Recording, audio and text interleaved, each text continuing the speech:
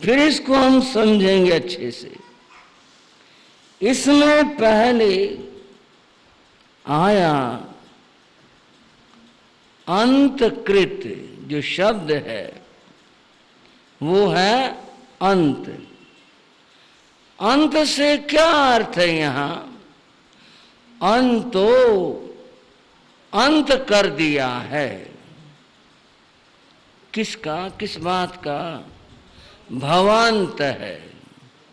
भव कहते हैं जन्म को।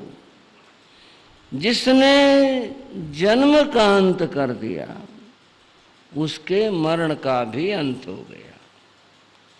जिसने जन्म और मरण का अंत कर दिया, अंतो शब्द का अर्थ हुआ अंतो भवांत है। जिन्होंने, जिसने जन्म और मरण का अंत कर दिया।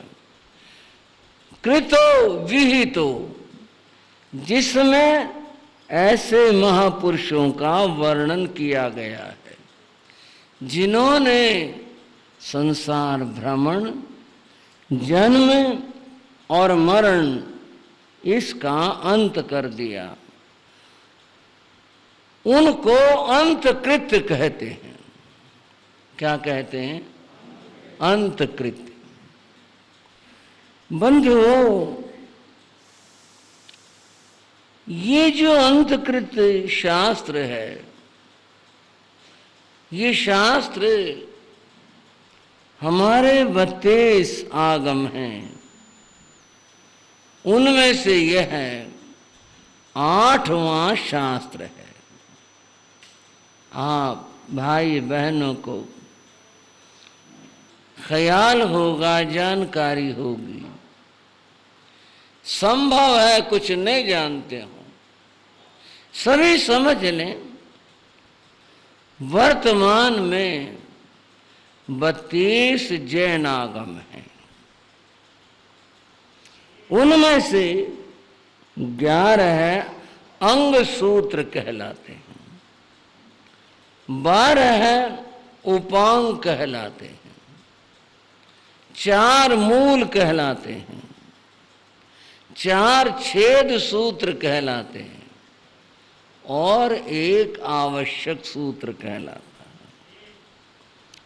ये जो मैंने अभी आपके सामने कहे, ये सब मिलाकर 32 शास्त्र हैं।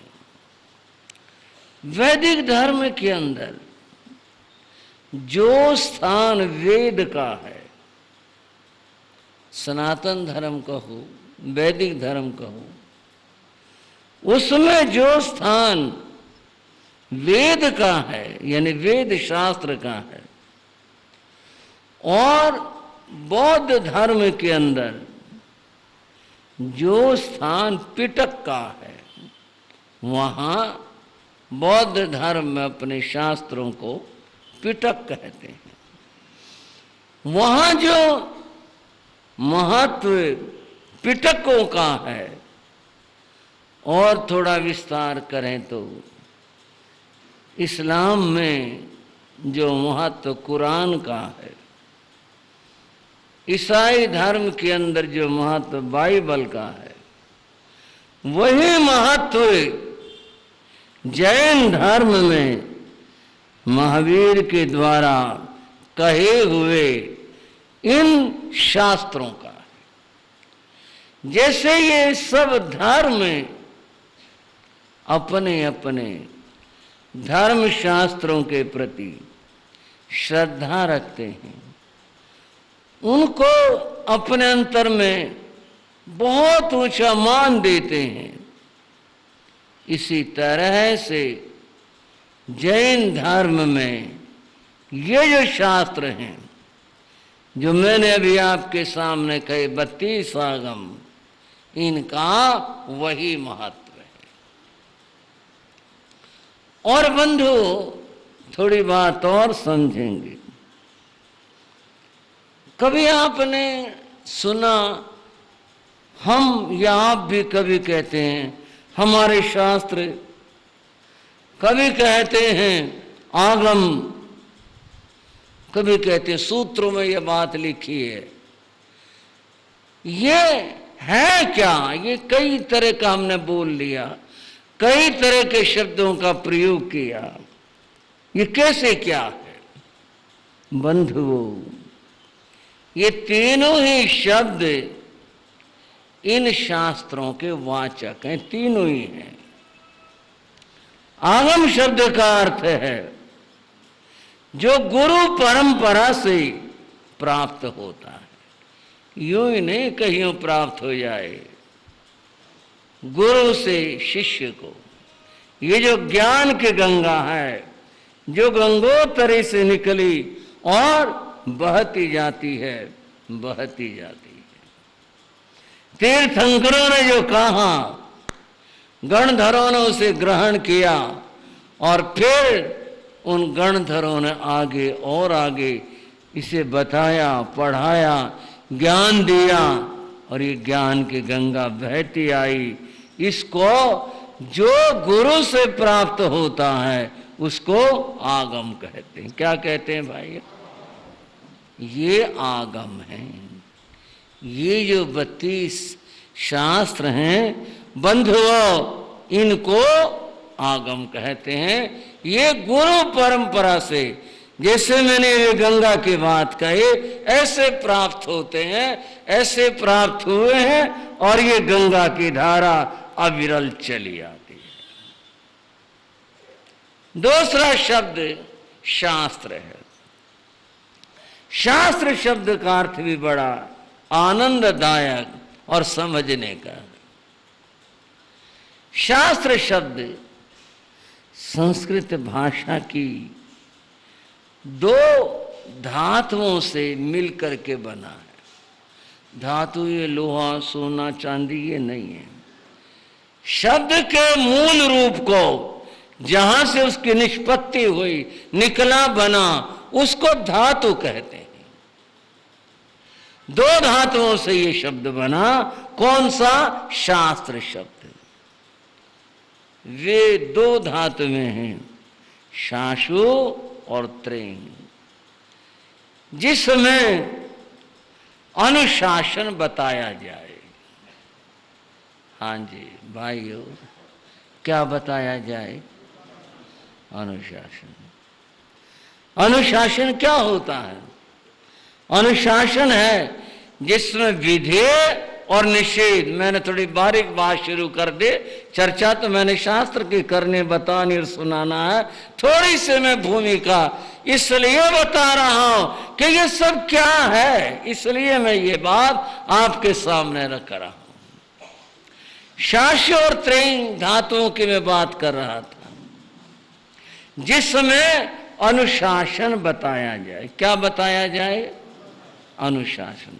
अनुशासन क्या होता है कि जहां विधि और निषेध, विधि करना और ऐसे करना, निषेध ये नहीं करना और ये नहीं करना, इसको निषेध कहते हैं। जहां ये 2 बातें हों, जैसे धर्मम चर, धर्म का आचरण करो, ये विधि है, ये विधि है। कहा? धर्मम चर, धर्म का आचरण करो।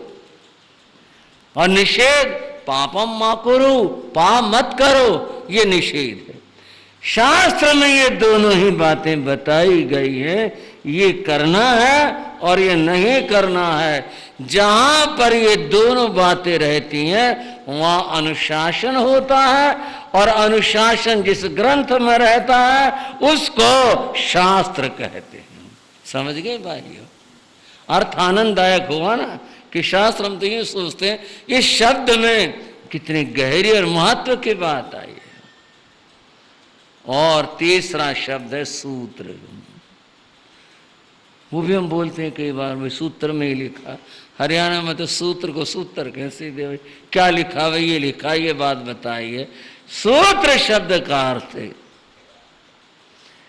जिसमें शब्द कम हो, जिसमें शब्द कम हो और जिसमें अर्थ बहुत सारा हो, अर्थ इसमें भरा हुआ हो, शब्द कम हो उसको सूत्र कहते हैं। जैसे कल्पना करोगे किसी व्यक्ति के पास में हीरा है। अब हीरा कितना बड़ा होगा, मुद्रिका अंगूठी में जड़ा जाता है, कोई लॉकेट में लगा ले, हीरा है बस छोटा सा ही तो होता है, वो छोटा सा है। हीरा अंगूठी में जड़ा जाए और लॉकेट में लगाया जाए, छोटा सा है। लेकिन जब मूल्य की बात हो, कीमत की बात हो, उसकी कीमत कितनी ज्यादा होती है। और चीजें हैं, बहुत सारी चीजें हैं, उसकी तुलना में वो बहुत सारी होती हैं, पर मूल्य कुछ भी नहीं होता। जिसमें बंधुओं शब्द तो कम हो, हीरे में वजन तो कम है, छोटा है, लेकिन मूल्य कितना ज्यादा है। जिसमें शब्द तो कम हो परंतु ज्ञान जिसमें बहुत भरा हो, उसको सूत्र कहते हैं। ऐसे भगवान महावीर तीर्थंकर भगवंतों की वाणी जो उन्होंने फरमाई सुनाई कृपा की, वह वाणी आगम शास्त्र और सूत्र इन तीन शब्दों के द्वारा बताई गई, कही गई।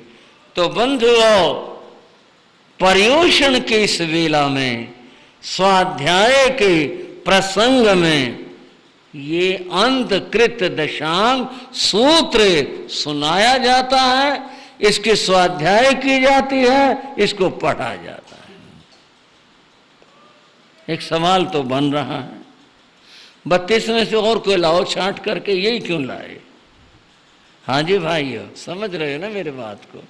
जब आपने बताया 32 शास्त्र हैं, सभी महावीर की वाणी है, तो ये आप छांट करके लाए और लाओ को अपने पसंद का हम बताते हैं, और कोई शास्त्र लाया जाए, यही क्यों लाए? इसका भी अर्थ है, इसका भी महत्व है। पहली बात तो यह है, इस आगम में उन महापुरुषों का जिक्र है जिन्होंने इस संसार भ्रमण को, जन्म और मरण को मिटा दिया, इसका अंत कर दिया। ऐसे महापुरुषों का जिक्र है। उससे तात्पर्य यह है, हमने उससे प्रेरणा लेनी है, उनके चरित्र से प्रेरणा लेनी है, ताकि हम भी अपने संसार भव भ्रमण को मिटा सकें, दूर कर सकें। इसके अंदर ऐसी कथाएं हैं, इसमें से चरित्र हैं। उत्तराधीन सूत्र के अंदर आया, वहां पर पूछा गया, और क्या पूछा गया? सज्जायणं भन्ते जीवे किम जनई, स्वाध्याय से क्या लाभ होता है? भगवान ने फरमाया सज्जायणं निर्जरं जनई, कर्मों की निर्जरा होती है। महापुरुषों के चरित्र पढ़ने से हमें प्रेरणाएं प्राप्त होती हैं, उत्साह जागृत होता है, हम भी ऐसा करें, हम भी ऐसा कर पाए। इससे ऐसा होता है। कभी कभी संयोग, कुछ तो संयोग जोड़ने से जुड़ते हैं, कुछ अपने आप जुड़ जाते हैं। अब क्या कहा जाए, ये तो ज्ञानी जाने कि ये सुखद संयोग जोड़ा या जुड़ गया, बन गया, बड़ा अद्भुत है। और अद्भुत क्या है? यह है पर्युषण की वेला। किसकी वेला? और कितने दिन का पर्युषण है? 8 दिन का। यह है अंतकृत दशांग सूत्र। उन शास्त्रों में, अंग शास्त्रों में 8वें नंबर का शास्त्र है। चलो होगा, 8 दिन है और 8वां शास्त्र है।